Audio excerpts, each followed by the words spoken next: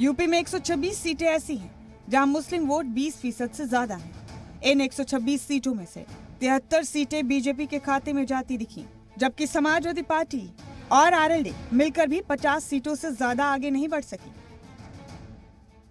कामयाबी हुई है जरूर, मगर ये 80-20 की कामयाबी है। हम अपना काम करते आए, पहले से करते रहेंगे। हमें ये सोचना जरूर पड़ेगा कि क्या इस देश में धर्मांधता चलेगी, जातीय विभाजन चलेगा, हिंदू मुसलमान शमशान कब्रिस्तान चलेगा, नफरत चलेगी, बंटवारा चलेगा, विषैला जहर चलेगा, या फिर इस देश में रचनात्मक राजनीति चलेगी।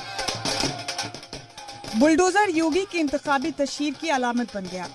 इस पूरे इंतखाब को योगी आदित्यनाथ ने तरक्की, गुड गवर्नेंस, कोविड इंतजामिया, जराइम से मुक्त रियासत, हिंदुत्व और राष्ट्रवाद के एजेंडे पर लड़ा।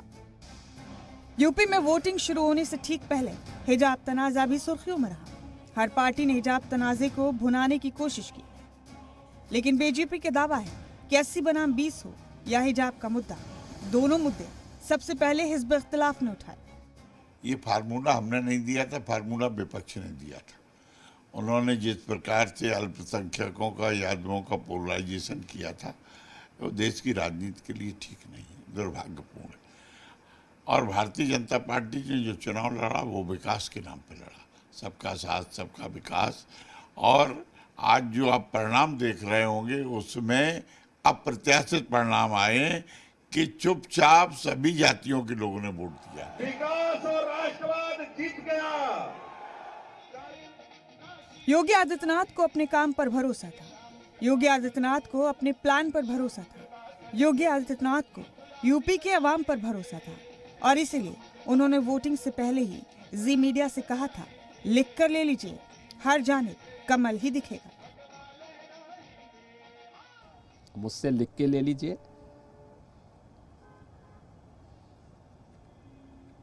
हर जगह कमल कमल कमल दिखेगा, बाकी गायब हो जाएगा।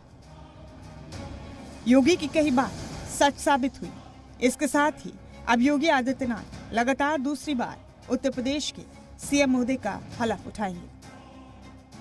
लखनऊ से विशाल पांडे के साथ ब्यूरो रिपोर्ट, जी मीडिया।